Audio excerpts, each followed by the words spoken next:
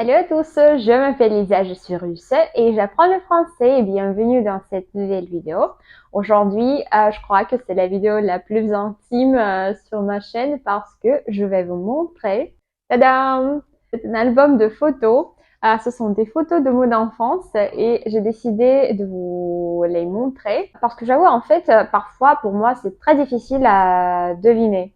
Ce qui peut vous étonner parce que moi, je vis dans cet environnement et tout ce qui est autour de moi est normal pour moi et je sais pas parfois, je sais pas vraiment quelles sont les différences entre les pays, entre la France et la Russie parce que j'ai jamais été en France, mais en Russie, bah tout ce que je vois, tout ce qui m'entoure chaque jour, bah pour moi c'est normal. Donc j'ai décidé de vous montrer des photos de moi, des photos de mon enfance parce que je crois que ça peut montrer très très bien des subtilités culturelles. Aujourd'hui, j'ai 1, 2, 3, 4, 5. Aujourd'hui, je vais vous montrer 8 photos de moi. Je vais vous montrer des photos et après, je vais vous raconter ce qui se passe sur la photo et bah voilà. Sur la première photo, c'est moi et c'est la plage. En fait, c'est le sud de Russie. En Russie, c'est très populaire et la plupart des gens allaient souvent à l'époque, allaient souvent à Naples. À Naples, c'est le sud de Russie et beaucoup de gens y passent leurs vacances. Et voilà, quand j'étais petite, on y est allé avec mes parents. Je crois qu'ici, je sais pas, probablement j'ai 3 ans. Et voilà, il y avait des figurines, il y avait des figures comme ça sur la plage avec je sais pas, des dauphins aussi. Il y a aussi des chevaux. Maintenant, la plupart des gens, plutôt s'ils voyagent en Russie et si c'est le sud de Russie, ils vont plutôt à Sochi.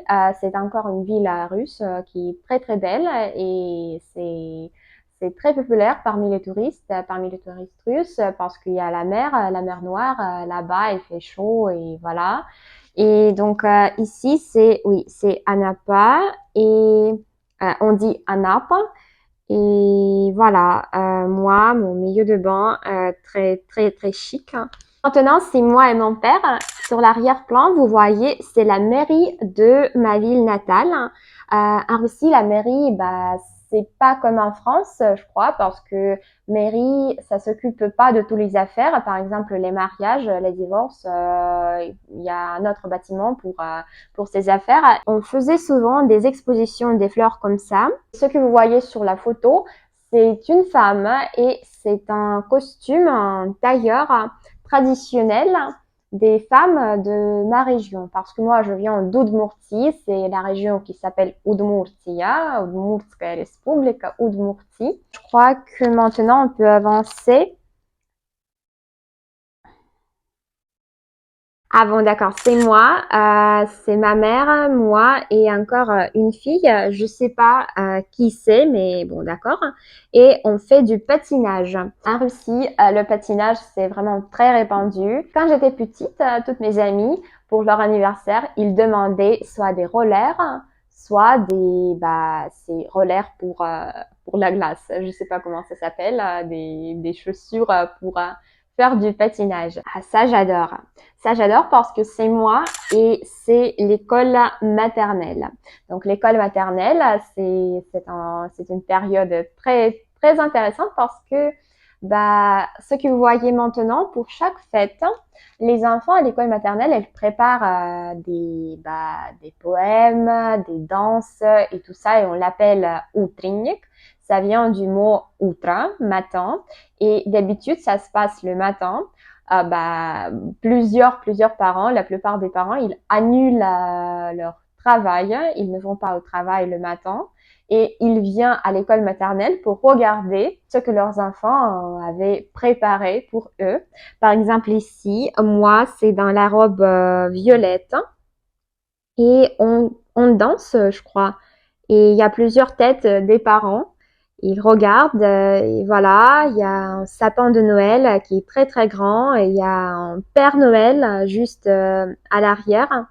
Et bah voilà, donc ça se passait vraiment très très souvent pour la fête des mères, pour je sais pas, le 8 mars, aussi pour le 23 février, pour, je sais pas, pour le Nouvel An, pour, il y avait plusieurs occasions pour faire des trucs comme ça. C'était très intéressant. Après, on allait dans notre salle de classe et on prenait des photos avec nos parents. Je sais pas, probablement maintenant, je vais trouver des photos comme ça. Je crois qu'il y a une photo comme ça avec mon père juste après cette fête. Ah oui, ah oui. Bon voilà, c'est moi et c'est mon père.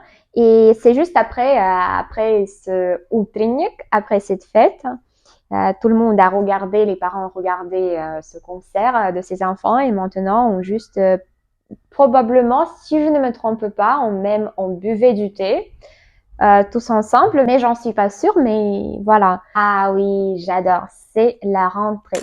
La rentrée en Russie, c'est toujours le 1er septembre. Toujours le 1er septembre, c'est une fête, c'est une grande fête.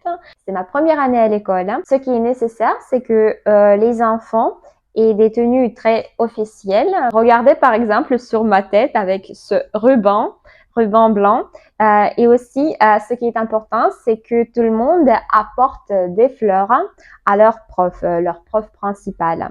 Voilà, c'est moi et c'est ma classe et j'adore. Après, quand on va à l'école pour la première fois, en général en Russie, on va à l'école 11 ans et on ne change pas d'établissement. On a l'école primaire, on a le collège, le lycée, mais on ne change pas de classe. On ne change pas de camarades de classe, on ne change pas d'établissement. Tout ça se déroule dans le même établissement. Et voilà pourquoi on devient presque comme une grande famille à la fin de nos études et on reste en contact avec plusieurs gens après l'école. On reste meilleurs amis, on reste très très proches. Voilà pourquoi quand j'ai appris pour la première fois qu'en France par exemple, quand on va au collège, quand on va au lycée, ce sont des établissements différents. Pour moi, c'était étonnant parce que dans ce cas, on change notre entourage, dans ce cas, on change nos profs. Et je crois que c'est très très dur parce que tout ça change constamment, tout ça change très très vite. Et voilà, en Russie c'est pas comme ça. En Russie c'est vraiment comme une grande famille. Bon, après, oh mon Dieu, ça c'est vraiment très flippant. J'ai trouvé, c'est le baptême de ma petite sœur. Oh mon Dieu, ça c'est je sais pas même comment donner des commentaires. Notre famille n'est pas très religieuse. On l'a fait juste parce qu'il faut faire comme ça. Donc on ne va pas à l'église, on ne fête pas des fêtes religieuses. Mais oui, c'est ma petite sœur et donc c'est son baptême. Probablement je vais trouver cette vidéo, mais c'était une vidéo virale sur internet russe, sur TikTok russe. Il y avait un baptême russe. Comment ça se passe en Russie? C'était très très très amusant. Probablement si je vais trouver, je vais vous montrer juste maintenant.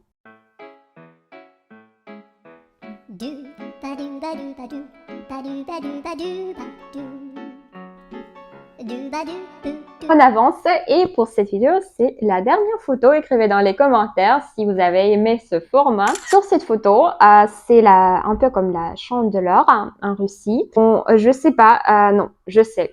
Il y a une fille et il y a une croix juste sur son visage. C'est parce que, oui, on s'est disputé. Moi, j'ai fait ça avec cette photo.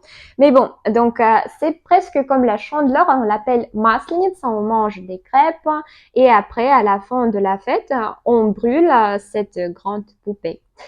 Voici, c'est une petite partie de ma classe, de mes camarades de classe. Moi, je suis en doudoune rose et près de moi, c'est mon prof principal, mon prof à l'école.